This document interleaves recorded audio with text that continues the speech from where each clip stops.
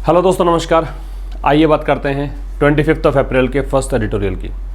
सबसे पहले देख लेते हैं कौन कौन से नए शब्द हैं। पहला शब्द है साइड स्टेप। ये एक वर्ब के रूप में यूज़ किया गया है। इसका मतलब है अवॉइड करना, एवर्ट करना, टालना, बचना। ठीक है, क्या कहा? टालना या बचना। दूसरा है शेल्व। शेल्व एक वर्ब है। इसका मतलब है पोस्टपोन, मीन्स स्थगित करना, टाल देना। ठीक है, आगे के लिए टाल देना। स्टार्क है, ये एक एडजेक्टिव है। ये तो काफ़ी बार पहले भी हम डिस्कस कर चुके हैं। इसका मतलब कंप्लीट होता है, या फिर इसे शेयर कह सकते हो, या फिर इसे आप कह सकते हो एब्सोल्यूट, पूर्ण कह सकते हो, पूर्ण, बिल्कुल। ठीक है। ब्रश असाइड एक फ्रेजल वर्ब है, क्योंकि वर्ब के साथ में क्या जुड़ा हुआ है? प्रेपोजिशन।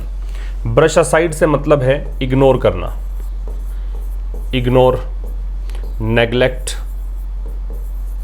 उपेक्षा करना, एक तरफ रख देना, ध्यान नहीं देना, ओवरलुक करना, अनदेखी करना, ये सब। डेलिबरेट है, ये एक वर्ब है। इसका मतलब कंसीडर करना होता है, या फिर आप इसे पॉन्डर कह सकते हैं, या फिर आप इसे थिंक कहेंगे। तो सोचना, विचारना, इसके लिए यूज़ किया जाता है डेलिबरेट। एक्स्ट्राडाइट वर्ब है। इसका प्रत्यर्पण करना होता है, स्वदेश वापसी करने को बोलते हैं, तो सेंड होम कह सकते हो, रीपैट्रिएट कह सकते हो, डिपोर्ट कह सकते हो। तो ये हो गया क्या? एक्स्ट्राडाइट। जैसे मान लीजिए विजय माल्या और नीरव मोदी जो हैं वो ब्रिटेन में रह रहे हैं। ब्रिटेन प्रधानमंत्री भी देश में, हमारे देश में आए, उनसे बातचीत हुई, लेकिन भारत ने ऐसा कोई प्रेशराइज नहीं किया कि आप उनको वापस हमारे देश भेज दीजिए। तो इसी को लेकर आर्टिकल लिखा गया है। एल्बो ग्रीज एक नाउन है। इसे कहेंगे हार्डवर्क। मेहनत के लिए एल्बो ग्रीज शब्द का यूज़ करते हैं। हार्डवर्क कह दो, टोइल कह दो, एफर्ट कह दीजिए, प्रयास। तो ये क्या होता है? Elbow grease. तो ये कुछ नए शब्द आज आप सीखेंगे। आइए स्टार्ट करते हैं आज का एडिटोरियल, साइड स्टेपिंग इरिटेंट्स। क्या है इस टाइटल का मतलब? साइड स्टेप करने का मतलब मैंने बताया अवॉइड करना, एवर्ट करना। इरिटेंट का मतलब होता है ऐसी कोई चीज़ जिससे आपको अनोयंस हो, जिससे आपको इरिटेशन हो, जिससे आपको खींच हो। ठीक है ना, कई चीज़ें होती है ना जो आपको एकदम पिन करती हैं, चुभती हैं। उन चीज़ों को साइड स्टेप करना, उन चीज़ों को मतलब हम एक तरफ अवॉइड कर दें कि चलो उसकी बात नहीं करते हैं वरना हो सकता है गुस्सा आ जाए, तो उसको बोलेंगे side stepping irritants. Irritants noun है, साइड स्टेप एक वर्ब है।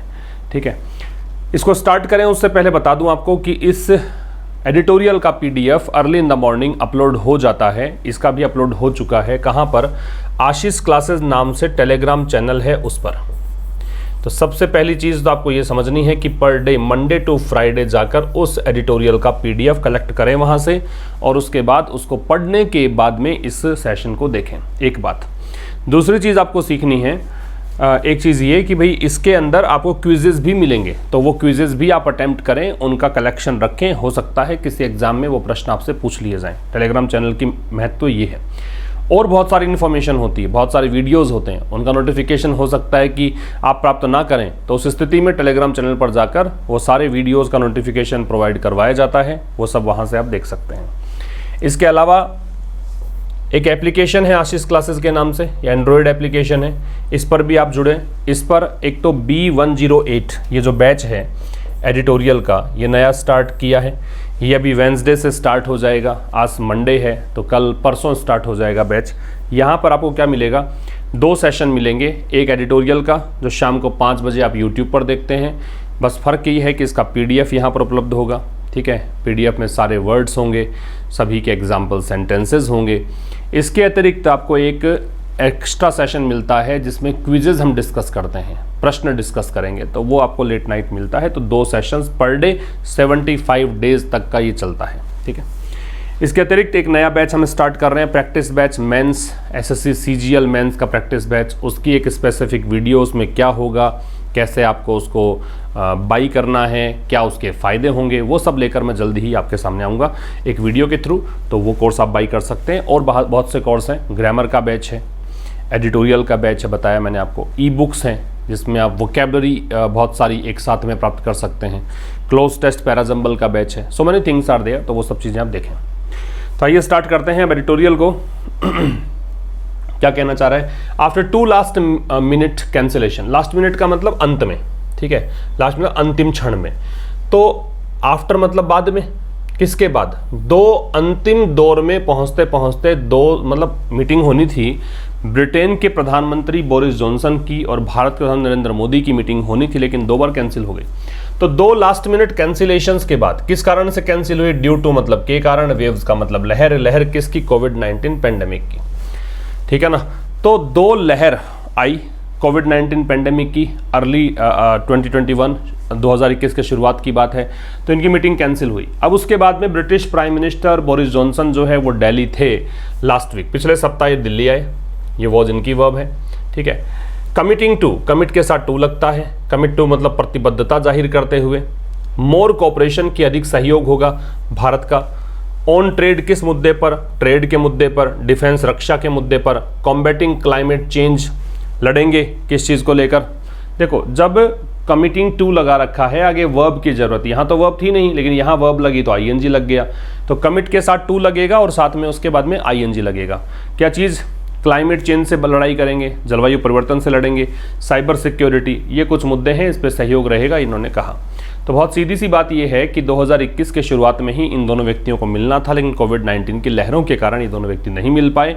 ब्रिटेन के प्रधानमंत्री बोरिस जॉनसन पिछले वीक इन 2 मीटिंग्स के कैंसिल होने के बाद पिछली बार दिल्ली में आए। इन्होंने प्रतिबद्धता जाहिर की, इन्होंने वादा किया कि भाई हम अधिक सहयोग करेंगे भारत का, किस किस मुद्दे पर? ट्रेड के मुद्दे पर, डिफेंस के मुद्दे पर, साइबर सिक्योरिटी के मुद्दे पर। बीच में इसने वर्ब डाल दी, तो कमिट के साथ टू लगता है, कमिट टू के साथ आईएनजी लगता है, और साथ में हम क्लाइमेट चेंज से मिलकर लड़ेंगे, ठीक है। तो बोरिस जॉनसन की वर्ब वॉज है। आगे देखिए, but it was a visit, it की वर्ब वॉज है, लेकिन ये एक ऐसा विजिट था सरप्राइजिंगली शॉर्ट, सरप्राइजिंगली आश्चर्यजनक रूप से शॉर्ट मतलब कमी रह गई इसमें, ऑन एक्चुअल एग्रीमेंट्स कि वास्तव में जो समझौते होने थे वो समझौते हुए नहीं, कुछ कमियां इसमें रह गई। बट कंजंक्शन है, विरोधाभासी कंजंक्शन है, एडवर्सेटिव कंजंक्शन है, इट की वर्ब वॉज है, ए डिटर्मिनर है, विजिट नाउन है, सरप्राइजिंगली एडवर्ब है, शॉर्ट यहाँ पे एडजेक्टिव है, ऑन प्रेपोजिशन है, ऑन का ऑब्जेक्ट एग्रीमेंट्स है, एक्चुअल वहाँ पे एडजेक्टिव है, ठीक है। एग्रीमेंट्स प्लूरल नाउन है। आगे आइए, while an early harvest agreement, ये क्या होता है अर्ली हार्वेस्ट एग्रीमेंट? अब ये कुछ टर्मिनोलॉजी है, ये कोई इंग्लिश का खेल नहीं है कि आप इंग्लिश में वर्ड याद कर लें। ये कुछ टर्मिनोलॉजी हैं जो कुछ खास प्रकार के एडिटोरियल में एडिटर्स यूज करते हैं। ये अर्ली हार्वेस्ट एग्रीमेंट जो होता है वो एफटीए से पहले होता है। एफटीए फ्री ट्रेड एग्रीमेंट होता है। ये क्या चीज़ है? फ्री ट्रेड एग्रीमेंट 2 देशों के बीच में, या हो सकता है 2 से अधिक देशों के बीच में होता हो। उसमें ये होगा कि भी रेस्ट्रिक्शंस जो होते हैं ना व्यापार पर, वो रेस्ट्रिक्शंस हटाए जाते हैं। टैरिफ बैरियर्स जो होते हैं, जो मतलब कर लिए जाते हैं एक दूसरे कंट्री, जैसे हमारे देश में कोई अगर सामान आया ब्रिटेन से तो हम उस पर बहुत ज़्यादा टैक्स थोप देंगे या रेस्ट्रिक्शन लगा देंगे, तो भी हम जैसे आपका सामान जो है आयात नहीं करेंगे। ये सब चीज़ें जो है रेस्ट्रिक्शंस हटाने को बोलते हैं फ्री ट्रेड एग्रीमेंट। उससे पहले एक एग्रीमेंट होता है, उसको बोलते हैं क्या? Early harvest agreement. तो इसके अंदर भी क्या है, हम लिबरलाइजेशन की बात करते हैं, हम छूट देने की बात करते हैं टैक्स टैरिफ्स के अंदर, इसको बोलते हैं अर्ली हार्वेस्ट एग्रीमेंट। तो इसको फिलहाल तो ऐसे ही पढ़िए। यद्यपि वाइल जो है वो एक काम ये करेगा कि 2 क्लॉजेज को जोड़ेगा, कंजंक्शन है, 2 क्लॉजेज को जोड़ेगा, 2 उपवाक्यों को जोड़ेगा, दोनों उपवाक्य एक दूसरे का विरोध करेंगे, ठीक है ना, एक दूसरे के विपरीत बातें बताएंगे। तो यद्यपि एक अर्ली हार्वेस्ट एग्रीमेंट जो है ऑन ट्रेड को लेकर हैड टू बी शेल्व्ड। अब हैड टू के साथ बी प्लस थर्ड फॉर्म, तो सबसे पहली चीज तो आपको ये समझनी है कि whenever we find be plus V3 means the given sentence should be considered in passive voice. तो बी प्लस थर्ड फॉर्म है तो ये तो पैसिव हो गया। और हैड टू लगाया है, तो हैड टू कब लगाते हैं? जब आप हैज टू हैव टू लगाते हो, इसका मतलब कोई भी काम करना पड़ता है। हैड टू लगाते हो तो कोई भी काम करना पड़ा। इस तरीके के मीनिंग देने के लिए हम हैड टू का यूज करते हैं। तो यद्यपि एक अर्ली हार्वेस्ट एग्रीमेंट जो है ट्रेड को लेकर, उसको पोस्टपोन करना पड़ा। क्या देखा था हमने? शेल्व का मतलब पोस्टपोन करना। The plan was to announce, अब ये हाइफन लगा थोड़ा समझाया है। योजना क्या थी? इसकी वर्ब वॉज है। ये था कि भी हम घोषणा करें इट, इसकी, किसकी? इस अग्रीमेंट की। ये अग्रीमेंट के लिए इट आ रहा है। कब तक? Easter, this April. ईस्टर एक त्यौहार का नाम है, अप्रैल में आता है। तो इस त्यौहार तक, ईस्टर तक हम क्या कर दें? इससे घोषणा कर दें। ये योजना थी। Mister Johnson and prime minister Narendra Modi said, तो मिस्टर जॉनसन और प्रधानमंत्री मोदी ने कहा दे हैव पुश्ड, ये दोनों की वर्ब तो सेड है, दे की वर्ब हैव पुश्ड है। अ डेडलाइन कि उन्होंने एक डेडलाइन पुश की है, मतलब डेडलाइन मतलब कि यहाँ तक, इस डेट तक ये काम पूरा हो जाना चाहिए, उसे डेडलाइन कहते हैं। इसको इन्होंने धक्का दिया, थोड़ा सा आगे खिसका दिया, to complete the full FTA कि हम फुल FTA जो है वो कंप्लीट करेंगे कब तक, बाई का मतलब टिल है, तक है, अक्टूबर एंड तक या दिवाली तक, ठीक है। विद अ व्यू टू के साथ में ING लगता है डबलिंग, बाइलेटरल का मतलब है द्विपक्षीय, ट्रेड का मतलब व्यापार, कब तक, फिर से बाई का मतलब टिल है 2030 तक। फिर समझिए, यद्यपि एक अर्ली हार्वेस्ट अग्रीमेंट जो ट्रेड को लेकर है वो पोस्टपोन करना पड़ा था। योजना तो ये थी कि भी ईस्टर तक हम लॉन्च कर देंगे, इसको अनाउंस कर देंगे, ठीक है। फिर भी इन्होंने ये कहा है मिस्टर जॉनसन और प्राइम मिनिस्टर नरेंद्र मोदी ने कि उन्होंने डेडलाइन को पुश कर दिया है to complete the full FTA, जो पूर्ण FTA है, फ्री ट्रेड अग्रीमेंट है, उसको पूरा करने के लिए डेडलाइन जो दी गई थी उसको पुश कर दिया है, आगे बढ़ा दिया है, अक्टूबर एंड तक ले गए हैं, दीपावली तक ये काम पूरा करेंगे। किस लिए? ताकि द्विपक्षीय व्यापार जो है 2030 तक वो डबल हो जाए। काम की बातें सुनिए। एन अर्ली हार्वेस्ट अग्रीमेंट जो है, इसकी वर्ब क्या है? इसकी वर्ब जो है वो हैड टू बी शेल्फ्ड है, ये तो इसकी वर्ब है। द प्लान है, इसकी वर्ब वॉज है। Mister Johnson prime minister Narendra Modi की वर्ब सेड है, दे की वर्ब हैव पुश्ड है। एक काम की बात यह है कि प्राइम मिनिस्टर जब दे रखा है नरेंद्र मोदी से पहले, तो इसका मतलब यहाँ पे आपको दे नहीं लगाना है। और मान लीजिए नरेंद्र मोदी नाम नहीं होता, प्राइम मिनिस्टर होता, तो दे लगा देते। तो जब कोई व्यक्ति जिस पद पर बना हुआ है उस पद का नाम दे रखा हो, मतलब उस पद पे बने व्यक्ति का नाम दे रखा हो उस पोस्ट के नाम के साथ में, तो हमें दे नहीं लगाना है, ये ध्यान रखना है। एक काम की बात यह है कि यहाँ पे विद अ व्यू टू दे रखा है, वैसे ही कुछ और चीज़ें भी होती हैं। लुकिंग फॉरवर्ड टू होता है, लुकिंग फॉरवर्ड टू, ठीक है। इसके अलावा बी के साथ में यूज टू होता है, बी समझते ही होंगे आप, इज, एम, आर, वॉज, वर, ये सब बी के रूप कहलाते हैं, इनके साथ यूज टू होता है। और क्या होता है? एवर्स टू होता है, ठीक है। इसके अलावा क्या हो सकता है? इसके अलावा प्रोन टू हो सकता है। और क्या हो सकता है? एडिक्टेड टू हो सकता है, accustomed to हो सकता है। तो ये कुछ ऐसी वर्ब्स हैं, कमिटिंग टू हमने देखा था, कमिटेड टू। तो ये कुछ ऐसी वर्ब्स हैं जिनके साथ में हमें क्या करना है? ING लगाना है। तो ये टू के साथ वैसे बेस फॉर्म लगती है, बिल्कुल ठीक है, लेकिन टू इसके साथ जुड़ा हुआ है इन फ्रेजेस के साथ में, तो ये ING फॉर्म लगेगा, ठीक है भाई। इसको नोट कर लीजिएगा आप, वीडियो को पॉज करके इसका स्क्रीनशॉट ले सकते हैं, इसको नोट कर सकते हैं।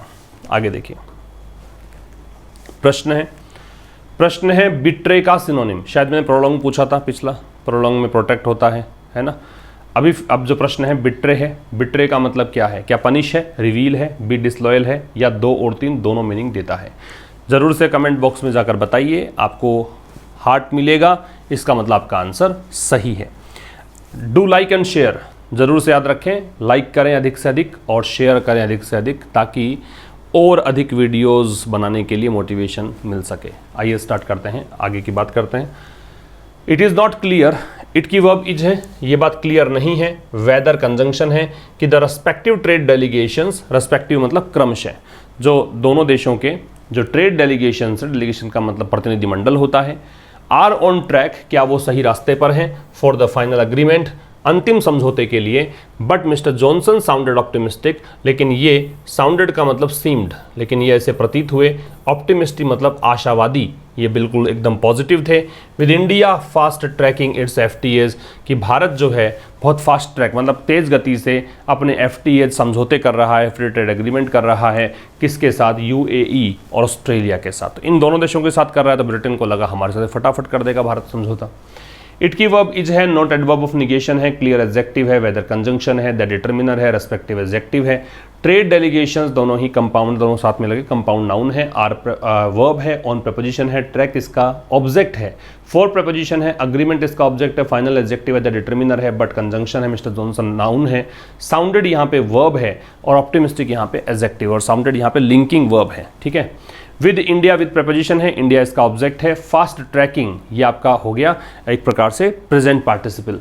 इट्स है पजेसिव एडजेक्टिव, FTAs है वो नाउन है विद प्रेपोजिशन है, UAE इसका ऑब्जेक्ट है, द डिटरमिनर है, एंड कंजंक्शन है, ऑस्ट्रेलिया नाउन है। UAE से पहले द है क्योंकि जिन देशों के नाम के साथ यूनाइटेड शब्द जुड़ा रहता है उसमें हम द का प्रयोग करते हैं, तो UAE से पहले द, US से पहले द, ये जरूर आपको ध्यान रखना है। तो इट इज़ नॉट क्लियर, ये बात स्पष्ट नहीं है कि क्या जो रेस्पेक्टिव ट्रेड डेलीगेशंस है, जो क्रमशः व्यापारिक प्रतिनिधिमंडल हैं, क्या वो ट्रैक पर हैं फाइनल एग्रीमेंट के, क्या वो फाइनल एग्रीमेंट कर लेंगे। लेकिन मिस्टर जॉनसन ऑप्टिमिस्टिक दिखाई दिए किस चीज़ को लेकर कि भारत जो है बहुत तेज़ गति से FTA साइन कर रहा है, फ्री ट्रेड एग्रीमेंट्स कर रहा है UAE और ऑस्ट्रेलिया के साथ में। ऑफ कंसर्न का मतलब है चिंता का विषय है या फिर ये इंपॉर्टेंट है, ये बात इंपॉर्टेंट है यूके के लिए। अब देखिए यूके से पहले भी द है क्योंकि इसका फुल फॉर्म अगर आप देखेंगे तो यू का मतलब क्या है, यूनाइटेड, तो यूनाइटेड शब्द जहां भी होता है वहां पे हम द का प्रयोग करना पड़ता है। तो of concern to the UK, तो यूके के लिए कंसर्न की बात यह है कि the lifting of Indian tariffs on Scotch whisky, कि भारत के जो टैरिफ्स हैं, टैरिफ्स होते क्या हैं, टैरिफ का मतलब है वो टैक्स जो कि किसी सामान पर आयात पर लिया जाता है। भारत ने कोई सामान आयात किया किसी देश से, उस पर जो टैक्स लगाया जाएगा उसको हम बोलते हैं टैरिफ। तो ये है कि लिफ्टिंग ऑफ इंडियन, अब ये लिफ्टिंग है, ये इसका सब्जेक्ट है, इसकी वर्ब इज है, लिफ्टिंग यहाँ पे noun, the determiner. The determiner के बाद में जो शब्द होता है वो जनरली क्या कहलाता है, नाउन कहलाता है, ठीक है। तो यहाँ पे चिंता का विषय यूके के लिए है इंडियन टैरिफ्स का लिफ्ट होना हटाना, कि भाई स्कॉच विस्की जो है, मतलब ये एक इंपॉर्टेंट विषय है यूके के लिए कि भारत ने टैरिफ हटा दिए हैं स्कॉच विस्की पर, which might make some headway. Might है वो रिमोट पॉसिबिलिटी, दूर की संभावना के लिए आता है, कमजोर संभावना के लिए आता है। तो इससे क्या हो सकता है, इससे कुछ प्रोग्रेस हो सकती है। मेक हेडवे का मतलब होता है मेक प्रोग्रेस। अब मेक सम हेडवे का मेक सम प्रोग्रेस, ठीक है, तो इससे हो सकता है कुछ progress. As India has accepted, कारण क्या है, क्योंकि भारत ने एक्सेप्ट किया है lower tariffs on Australian wine and the मतलब ऑस्ट्रेलिया के जो वाइन आती है उस पर भारत ने लोअर टैरिफ्स को एक्सेप्ट किया है कि हम कम आयात शुल्क लगाएंगे। And the UK seems, UK की वर्ब सीम्स है, यूके ऐसा लगता है में फ्लेक्सिबल, की काफ़ी उदारवादी एक नज़रिया, एक कह सकते हो कि नेचर अपना रहा है in increasing visas to Indian professionals, की भारत में जो प्रोफेशनल्स हैं उनको जो वीज़ा चाहिए उसकी संख्या हम बढ़ा देंगे, इसको लेकर थोड़ा फ्लेक्सिबल नज़र आ रहा है, ठीक है। तो यहाँ पे आपको समझना है सब्जेक्ट वर्ब, जो भी येलो कलर में सब सब्जेक्ट हैं, इट की वर्ब इज है, रेस्पेक्टिव ट्रेड डेलीगेशंस की वर्ब आर है, जॉनसन की वर्ब यहाँ पे साउंडेड है। फिर यहाँ पे आगे देखें ऑफ कंसर्न से ये जो नया वाक्य स्टार्ट द लिफ्टिंग की वर्ब इज है, विच रिलेटिव प्रोनाउन है ये आ रहा है, माइट मेक इसकी वर्ब है, ये इंडिया सब्जेक्ट है, हैज एक्सेप्टेड वर्ब है, यूके सब्जेक्ट है, सीम्स वर्ब है, ठीक है। मेक हेडवे एक फ्रेज है, इसका मतलब मेक प्रोग्रेस है, और तो कुछ खास इसमें है नहीं। ये ING फॉर्म लगती है प्रेपोजिशन के बाद, ये काफ़ी बार हम बता ही चुके हैं। कारण क्या है, क्योंकि प्रेपोजिशन जो शब्द है, प्रेपोजिशन अपने बाद में क्या लेता है भाई, ऑब्जेक्ट लेता है। ऑब्जेक्ट क्या होता है, ऑब्जेक्ट नाउन या प्रोनाउन होता है। प्रोनाउन हम बना नहीं सकते, किसी क्रिया को नाउन बनाने के लिए हमें उस क्रिया के साथ में ING लगाना पड़ता है, तब जाके वो नाउन बन जाता है। तो इसलिए वर्ब के साथ में ING लगाएंगे क्योंकि preposition needs an object after it. आगे आइए, बोथ प्राइम मिनिस्टर्स, दोनों प्राइम मिनिस्टर्स, बोथ डिटरमिनर है। दोनों प्राइम मिनिस्टर कौन से, नरेंद्र मोदी जी और बोरिस जॉनसन। ये दोनों प्राइम मिनिस्टर जो है इन्होंने डिस्कस किया, ये इसकी वर्ब है। क्या डिस्कस किया, स्ट्रेंथनिंग डिफेंस टाइज, स्ट्रेंथनिंग मजबूती देना, डिफेंस टाइज रक्षा संबंध जो है उनको मजबूती देने पर चर्चा की। डिस्कस जो शब्द है याद रखिएगा ट्रांजिटिव वर्ब है, डिस्कस के बाद में सीधा ऑब्जेक्ट लगता है, तो ये स्ट्रेंथनिंग जो है इसका ऑब्जेक्ट बना है, ठीक है ना। स्ट्रेंथनिंग जो है वो इसका ऑब्जेक्ट बना है। डिस्कस के बाद में इसी कारण से हम कोई प्रिपरेशन नहीं लगाते हैं, whenever it has been used as a verb, so we need not use any preparation after it because it is a transitive verb and transitive verb always takes an object after it. And cooperating strategically in the Indo Pacific, and cooperating, अब यहाँ पे जैसे देखिए and के पहले हमने देखा strengthening दे रखा है, वैसे ही एंड के बाद में कोऑपरेटिंग दे रखा है। एंड बैलेंस करता है, and always takes same things, है ना, ऑन बोथ साइड्स, दोनों साइड्स में सेम थिंग्स लेगा। जैसे स्ट्रेंथनिंग ING है तो यहाँ पे ING फॉर्म क्या है, कोऑपरेटिंग। स्ट्रेटेजिकली एडवर्ब है, रणनीतिक रूप से, कहाँ पे, इंडो पैसिफिक क्षेत्र में। फिर कह रहा है कि दोनों प्राइम मिनिस्टर ने डिस्कस किया डिफेंस टाइज को स्ट्रेंथन करने पर, और क्या करने पर, कि हम इंडो पैसिफिक क्षेत्र में रणनीतिक तौर पर सहयोग करेंगे, भी चर्चा हुई। द टू लीडर्स, दोनों नेता, दोनों बताइए कौन कौन से। ऑल्सो डिस्कस्ड, ऑल्सो का प्रयोग काफ़ी बार हम बात कर चुके हैं इस बारे में कि मैन वर्ब से पहले ऑल्सो का प्रयोग किया जाता है। तो दोनों नेताओं ने डिस्कस किया green technology transfers. Green technology क्या होती है, भी जो पर्यावरण को नुकसान नहीं पहुंचाए, पर्यावरण के लिए एकदम फेवरेबल हो, वो टेक्नोलॉजी कहलाती है ग्रीन टेक्नोलॉजी। तो दोनों नेताओं ने डिस्कस किया ग्रीन टेक्नोलॉजी ट्रांसफर्स को डिस्कस किया कि एक दूसरे से हम आदान प्रदान करेंगे जो ग्रीन टेक्नोलॉजी है, एंड इंटरनेशनल क्लाइमेट फाइनेंस, और जो अंतर्राष्ट्रीय जलवायु को मतलब सुरक्षित रखने के जो फाइनेंस चाहिए उस पर चर्चा की। ऑल दो यद्यपि इंडिया की वर्ब हैज़ है, यट टू लगाते हो इसका मतलब ये काम पेंडिंग है। मैं कहूँ कि I am yet to teach a topic, मुझे अभी भी एक टॉपिक पढ़ाना है, means I have not taught the topic yet, है ना, मैंने अभी तक टॉपिक नहीं पढ़ाया है, ऐसा बताने के लिए हम यट टू का प्रयोग करते हैं। He is yet to take decision, उसे भी डिसीजन लेना है, means he has not taken the decision yet, ये इसका मतलब होता है। तो कह रहा है कि यद्यपि India has yet to commit in writing, कि भारत को अभी भी कमिट करना है राइटिंग में, लिखित में, to the internationally determined contributions. अब ये नाम है, देखो सब कुछ कैपिटल दे रखा है, एन कैपिटल है, डी कैपिटल है, सी कैपिटल, तो नाम है। तो कह रहा है कि भारत को लिखित में कमिटमेंट अभी भी करना है, क्या इसको करना है commit, that mister Modi had describe, जिसे मिस्टर मोदी ने डिस्क्राइब किया था, कहाँ पे, इस कॉन्फ्रेंस में, इस सम्मेलन में। सम्मेलन हुआ कहाँ था, ग्लासगो में, ग्लासगो जगह का नाम है, कहाँ पे है ये जगह, स्कॉटलैंड में है, बड़ा शहर है, ठीक है। तो द टू लीडर्स, इसकी वर्ब डिस्कस्ड हो गई, दोनों नेताओं ने डिस्कस किया इन दोनों मुद्दों पर। यद्यपि कंजंक्शन है, एडवर्सेटिव कंजंक्शन है, बीच में एक नया ट्विस्ट, एक नया मोड़ देने के लिए यूज़ किया जाता है। भारत को अभी भी कमिट करना है राइटिंग में, लिखित में, किसको, इसे, ठीक है। मतलब ये जो है ना, to the nationally determined contribution, nationally राष्ट्रीय रूप से निर्धारित कॉन्ट्रीब्यूशन, योगदान। तो ये कह रहा है कि राइटिंग में यहाँ पे कमिट करना है, जो भी भारत ने कहा था कि हमें ये कॉन्ट्रीब्यूशन देना है, उन्होंने अभी भी इनको भारत को कंप्लीट करना है। और ये कमिटमेंट कब किए थे, ये किए थे मिस्टर मोदी ने ग्लासगो में जो सम्मेलन हुआ था वहाँ पे, ठीक है। Mister Johnson did trade lightly, trade lightly का मतलब होता है प्रोसेस केयरफुली, लिख लीजिएगा, ट्रेड लाइटली का मतलब होता है प्रोसेस केयरफुली, बहुत ही सावधानी पूर्वक प्रोसेस करने को हम क्या बोलते हैं, ट्रेड लाइटली। तो मिस्टर जॉनसन ने बहुत सावधानी पूर्वक मुद्दों को डील किया on issues that the mister Modi government is sensitive about. कौन से मुद्दों की बात कर रहा है, दैट रिलेटिव प्रोनाउन है, ये वो मुद्दे हैं जो कि मोदी गवर्नमेंट जो है सेंसिटिव है, जिनको लेकर कुछ होते हैं मुद्दे कि हम बात नहीं करना चाहते उन मुद्दों पर। जैसे देखिए यूक्रेन वाला मुद्दा, फिर से पूछ ले जॉनसन जी कि साहब आप ये बताओ कि आप यूक्रेन का साथ क्यों नहीं दे रहे हैं, फिर मोदी जी को गुस्सा आ जाए, फिर ये बात ना करना चाहें, तो ऐसे गुस्सा दिलाने वाले चीज़ों को छेड़ा ही नहीं इन्होंने, ठीक है। तो उदाहरण दे रखा सच एज, उदाहरण के लिए सच एज एक ऐसा फ्रेज है जो एग्जाम्पल डिनोट करने के लिए आता है। Ukraine and human rights violation, मानव अधिकारों का उल्लंघन, और यूक्रेन जैसा मुद्दा जो है उनको इन्होंने बात नहीं करी। तो मिस्टर जॉनसन ने डिड ट्रेड लाइटली, मतलब डिड लगा रखा है ट्रेड से पहले, तो इसका मतलब मान के चलिए कि वो इम्फेटिक वे में कहा गया है। जब आप डू डज डिड का प्रयोग मैन वर्ब से पहले करते हैं तो इसका मतलब आप उस चीज़ पर जोर दे रहे हैं। तो मिस्टर जॉनसन जो है उन्होंने बहुत ही लाइट तरीके से, बहुत ही कहें सावधानीपूर्वक तरीके से मुद्दों को डील किया। कौन से मुद्दे, ये वो मुद्दे हैं जो मिस्टर मोदी गवर्नमेंट जो है वो सेंसिटिव हैं, जैसे कि यूक्रेन वाला मुद्दा और ह्यूमन राइट्स वायलेशन का मुद्दा। ही रेफर टू, रेफर के साथ टू लगता है, उन्होंने रेफर किया India's long standing relationship, Bharat का लॉन्ग स्टैंडिंग रिलेशनशिप, ही आ रहा है जॉनसन के लिए। भारत की लॉन्ग स्टैंडिंग रिलेशनशिप का मतलब भारत का लंबा जो रिश्ता है रशिया के साथ में, काफ़ी बड़े लंबे समय चला रिश्ता है, उसको रेफर किया।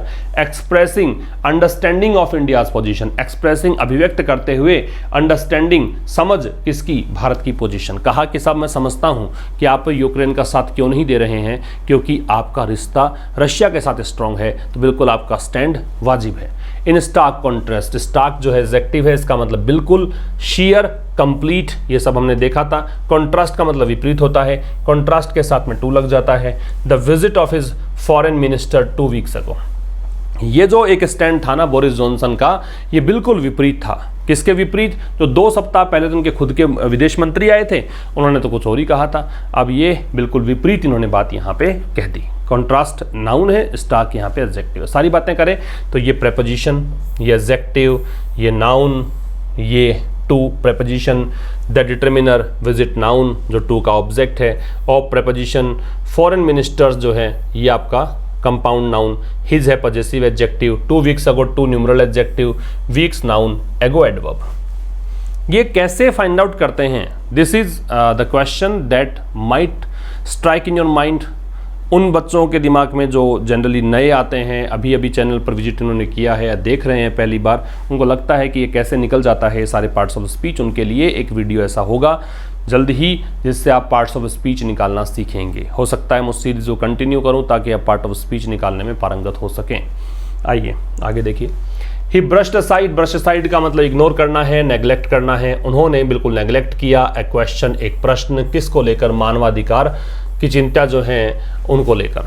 भारत में मानवाधिकार, जैसे जहांगीरपुरी में एक हिंसा हुई, अभी आपने राजस्थान में देखा होगा अलवर में एक मंदिर को तोड़ दिया गया, तो ये कुछ ऐसी हिंसाएं। हालांकि सारा का सारा मैं मेरे पर्सनल व्यू अगर देखूं तो ये सब के सब नेताओं की सब क्या कह सकते हो, एक शब्द होता है कॉल्यूजन, साठगांठ होती हैं, इन्हीं के चलते ये सारी चीज़ें होती हैं। तो ये इन्होंने जो जहांगीरपुरी के अंदर आपने देखा कि एक हिंसा हुई, उसमें सरकार का रुख देखा तो जहांगीरपुरी में हिंसा होने के बाद में इन्होंने शॉप्स, बिल्डिंग्स ढहाने शुरू कर दिए बुलडोजर से। तो अब इनसे मानवाधिकारों का उल्लंघन हो रहा है। सभी को जीने का हक है, लोकतांत्रिक देश है। तो ये कह रहा है लेखक कि उन्होंने एक ऐसे प्रश्न को जो मानवाधिकारों से संबंधित प्रश्न था उनको लेकर, भारत में जो प्रश्न है उसको इन्होंने इग्नोर कर दिया कि नहीं ये प्रश्न तो बताऊंगा ही नहीं मैं, क्योंकि ये मोदी जी के पास आए हुए हैं, इनको पूरा तरीके से डील करना था सब चीज़ों को, बहुत ही लाइटली, बहुत ही केयरफुली ये आगे बढ़ रहे थे। डेस्पाइट, डेस्पाइट प्रेपोजिशन है, प्रेपोजिशन है तो ये लो आईएनजी आ गया। क्रिटिसिज्म आलोचना है। डेस्पाइट के साथ में काम की बात क्या है? Despite does not take of after it, despite के साथ में ओ नहीं लगता है। तो उन्होंने एक प्रश्न है मानवाधिकारों की चिंताओं संबंधी भारत में, उस प्रश्न को ब्रश असाइड किया। डेस्पाइट किसके बावजूद? फेसिंग क्रिटिसिज्म, आलोचना को फेस करने के बावजूद। ओवर किस चीज को लेकर? पोजिंग विद अ बुलडोजर, कि इनको आलोचना भी झेलनी पड़ी, इन्होंने एक बुलडोजर के साथ पोज दिया। वाइल इनॉग्रेटिंग, वाइल के ठीक बाद में जब वर्ब लगाते हो तो हमेशा याद रखिएगा आईएनजी आता है।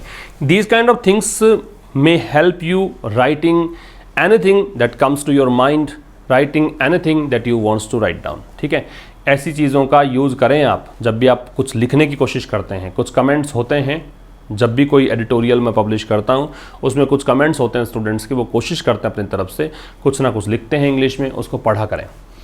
तो उन्होंने एक प्रश्न को ब्रश असाइड किया, मानवाधिकार और चिंताओं संबंधी जो प्रश्न था, किसके बावजूद? आलोचना के बावजूद। आलोचना किस चीज़ को लेकर हुई? इस चीज़ को लेकर उन्होंने बुलडोज़र के साथ एक पोज दिया था, उद्घाटन करते हुए एक फैक्ट्री का। उसी दिन, कौन से दिन? जब सुप्रीम कोर्ट जो भारत का है, सुप्रीम कोर्ट से पहले दे लगेगा भाई, इसकी वर्ब है वॉज डेलिबरेटिंग है। डेलिबरेट का पोंडर, थिंक, कंसीडर ये होता है, सोचना, विचारना। जब सुप्रीम कोर्ट जो है वो सोच रहा था, विचार कर रहा था गवर्नमेंट के कंट्रोवर्शियल न्यू पॉलिसी पर, गवर्नमेंट की विवादास्पद नई नीति पर। नई नीति क्या थी? ये नीति थी यूज करने की, प्रिपरेशन के बाद आईएनजी, बुलडोजर्स को किस लिए? डिमोलिश करने के लिए, ढहाने के लिए, shops and home. Supreme court में मामला चल ही रहा था, सुप्रीम कोर्ट सोच ही रहा था कि भी क्या डिसीजन दे। नए सरकार ने बुलडोजर का यूज करना शुरू कर दिया है बिल्डिंगों को ढहाने के लिए, इसमें हम क्या डिसीजन दे? अब उसी दिन उन्होंने पोज दे दिया एक बुलडोजर के साथ। तो ये तो एक इनको आलोचना झेलनी पड़ी, उसके बावजूद भी इन्होंने उस प्रश्न का जवाब देना ठीक नहीं समझा। सब ग्रुप, सब ग्रुप क्या होता है? एक ग्रुप होता है। अब उस ग्रुप में मान लीजिए सब ग्रुप एक ऐसे लोगों के या ऐसे संस्थाओं के ग्रुप को कहते हैं जो अलग अलग ग्रुप्स का हिस्सा हों और वो किसी एक ग्रुप में आगे जुड़ गए हों, तो ग्रुप से नीचे का ग्रुप सब ग्रुप। एक सब ग्रुप जो है is to be set, be के साथ थर्ड फॉर्म का मतलब है पैसिव वॉइस है। एक सब ग्रुप बनाया जाना है, सेटअप का मतलब एस्टैब्लिश करना है। एक सब ग्रुप बनाया जाना है किस लिए? टू स्टडी एक्सट्रीमिज्म, अध्ययन करने के लिए। किसका? एक्सट्रीमिज्म का। एक्सट्रीमिज्म क्या होता है? अतिवाद को बोलते हैं। आप किसी चीज़ को लेकर बहुत कट्टर हैं, आप उग्रता का बर्ताव करते हैं, उसको एक्सट्रीमिज्म बोलते हैं। तो एक सब ग्रुप को स्थापित किया जाना है एक्सट्रीमिज्म का अध्ययन करने के लिए। कहाँ पर? भारत और यूके में। विच मिस्टर जॉनसन सजेस्टेड, जो मिस्टर जॉनसन ने सजेस्ट किया कि ये जो सब ग्रुप होगा उसका इस्तेमाल किया जाएगा। पैसिव हो गया, बी के साथ थर्ड फॉर्म। किस लिए? खालिस्तानी ग्रुप जो हैं उनका मॉनिटर करने के लिए, उनको सुपरवाइज करने के लिए। जैसा कि न्यू दिल्ली की इच्छा है, न्यू दिल्ली भारत के लिए आ गया, इसकी वर्ब डिजायर्स है, but has a broader mandate. लेकिन उसके पास उस जो सब ग्रुप होगा वो ऐसा सब ग्रुप होगा जिसके पास बड़ी शक्तियां होंगी। मैंडेट का मतलब यहाँ पे अथॉरिटी से है, जिसके पास बड़ी ताकत होगी। किस चीज़ की? टू काउंटर ऑल ग्रुप्स, सभी ग्रुप्स जो हैं, इंडिविजुअल्स हैं, उनको काउंटर करने के लिए, उनका सामना करने के लिए। सीकिंग, वो इंडिविजुअल्स, वो ग्रुप्स जो चाहते हैं to incite violent extremism. Incite मतलब भड़काना, उकसाना, वायलेंट मतलब उग्र, हिंसक, एक्सट्रीमिज्म अतिवाद, टेररिज्म हिंसा। ठीक है, फिर समझिए, एक सब ग्रुप को सेटअप किया जाना है एक्सट्रीमिज्म की स्टडी करने के लिए भारत और यूके के अंदर, जो मिस्टर जॉनसन ने सजेस्ट किया कि ये जो ग्रुप होगा उसका इस्तेमाल खालिस्तानी ग्रुप्स को मॉनिटर करने के लिए होगा, लेकिन एक ब्रॉडर मैंडेट उसका होगा क्या, कि वो सभी ग्रुप्स और इंडिविजुअल्स को काउंटर करेगा, उनका विरोध करेगा, उनका सामना करेगा। ये वो इंडिविजुअल्स और वो ग्रुप्स होंगे जो चाहते हैं वायलेंट एक्सट्रीमिज्म और टेररिज्म को इंसाइट करना, उकसाना। इंसाइट के सिनोनिम लिख लो, प्रोवोक होता है, इंस्टिगेट होता है, ठीक है, उकसाना, अराउज होता है, स्टर अप होता है, ये सब इसके सिनोनिम्स हैं। सीक का चाहना तलाशना होता है, सीक की सेकंड फॉर्म सॉट और थर्ड फॉर्म भी सॉट। आगे आओ, इन रिटर्न वापसी में, है ना, मतलब बदले में। New Delhi chose, new Delhi ने क्या चुना, न्यू दिल्ली ने चूज की सेकंड फॉर्म चोज है, इसने विकल्प चुना not to press the point too hard, मतलब इधर ब्रिटेन ने थोड़ा साथ दिया भारत का, तो वैसे ही न्यू दिल्ली ने वापसी में या बदले में क्या चाहा कि भाई उस पॉइंट को ज़्यादा दबाव न डाला जाए। किस चीज़ पर, कि क्यों इकोनॉमिक फ्यूजिटिव्स, फिर भगोड़ों को बोलते हैं, एब्सकॉन्डर को बोलते हैं। फ्यूजिटिव का मतलब होता है एब्सकॉन्डर, कि क्यों जो भगोड़े हैं जो पैसा लेकर भाग गए, Vijay Mallya, Nirav Modi, have still not been extradited, क्यों उनको अभी तक भी एक्स्ट्राडाइट नहीं किया गया, उनको मतलब वापस नहीं भेजा गया देश, ऐसा क्यों है। भारत ने भी इस पॉइंट पर ज़्यादा जोर नहीं दिया। न्यू दिल्ली की वर्ब चोज है, इकोनॉमिक फ्यूजिटिव्स है इसकी वर्ब हैव, है ना। How ever while side stepping, फिर भी वाइल के बाद मैंने कहा कि जब भी वर्ब लगेगी तो सीधा क्या लगेगी, आईएनजी। फिर भी इरिटेंट्स को साइड स्टेप करते हुए, साइड स्टेप करना, साइड स्टेप यहाँ पे वर्ब है, जब आईएनजी फॉर्म सब्जेक्ट बनती है तब उसको जेरेंड कहिएगा। Whenever ing form becomes a subject in a sentence, then the ing form should be called gerund। याद रखना ये gerund है।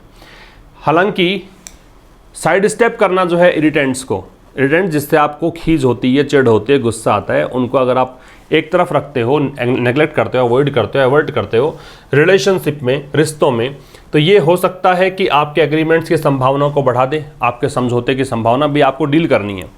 अब आप ऐसी बातें करो जो दूसरे को चुभती हो, तो फिर डील कैसे हो पाएगी आपकी, या ऐसी बातें करो दूसरे को खुशी मिलती है तब फिर डील हो जाएगी। तो ये लेखक कह रहा है कि ठीक है सब आप साइड स्टेप करते हो इरिटेंट्स को रिश्ते में, तो ये हो सकता है कि आपकी संभावनाएं बढ़ा दे। प्रोस्पेक्ट्स का मतलब होता है पॉसिबिलिटी, संभावना।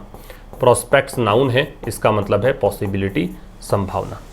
It can not replace the actual work, फिर भी ये एक्चुअल वर्क को, जो वास्तविक काम है, उसको तो ये रिप्लेस नहीं कर सकता।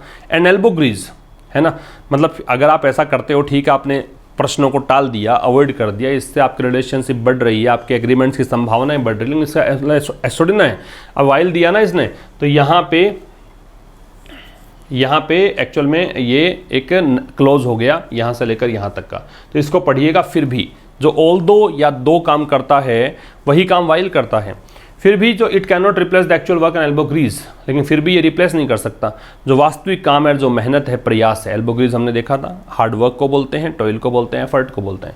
नीडेड, ये कौन से एल्बोग्रीज हैं जिसकी आवश्यकता है, to give ties some momentum, ताकि टाइज जो है, संबंध है, उनको कुछ मोमेंटम मिले, उनको कुछ मोमेंटम का मतलब क्या है, उनको एक पुश मिले, उनको एक प्रेरणा मिले। आफ्टर ईयर्स ऑफ स्टेसिस, किसके बाद, जो काफ़ी वर्ष बीत गए। स्टेसिस का मतलब होता है इनर्शिया, मतलब निष्क्रियता, है ना, या फिर आप क्या कह सकते हो इसको, मतलब जो इनएक्टिवनेस होती है उसको बोलते हैं इनर्शिया कह दीजिए, या फिर state of being inactive, state of being inactive. निष्क्रिय होने की स्थिति होती है, उसको हम बोलते हैं स्टेसिस। तो काफ़ी वर्षों के स्टेसिस के बाद, काफ़ी वर्षों निष्क्रियता है रिश्तों में, उनको मोमेंटम नहीं मिल पाता है, ठीक है ना, उसको रिप्लेस नहीं कर सकते आप इन चीज़ों को, न तो एक्चुअल वर्क को, ना ही एल्बो ग्रीज को। Both new Delhi and London must ensure, जब देश की राजधानियों की बात हम करते हैं तो उन्हीं देशों की बात करते हैं, तो न्यू दिल्ली से भारत पढ़िए, लंदन का मतलब ब्रिटेन पढ़िए, यूके पढ़िए, तो भारत और जो ये आपका ब्रिटेन है, यूके है, मस्ट इंश्योर, इन दोनों को ही जरूर से जरूर ये सुनिश्चित करना चाहिए, मोर कंसर्टेड एफर्ट्स। कंसर्टेड एफर्ट्स का मतलब होता है कंबाइंड एफर्ट्स। तो इनको ये करना चाहिए कि कंबाइंड एफर्ट्स जो हैं उनको इंश्योर करना चाहिए कि संयुक्त प्रयास किए जाएंगे। किस लिए? To bring those agreements to a finale. Finale एक नाउन है, इसका मतलब अंतिम दौर में पहुंचाना, ठीक है, कि ये जो अग्रीमेंट्स हैं उनको अंतिम दौर में पहुंचाया जाए इन द नियर फ्यूचर। वैसे फिनाली शब्द का प्रयोग हम जनरली म्यूजिक के लिए करते हैं। आप कई बार म्यूजिक शोज देखते हो जिसमें फिनाली होता है।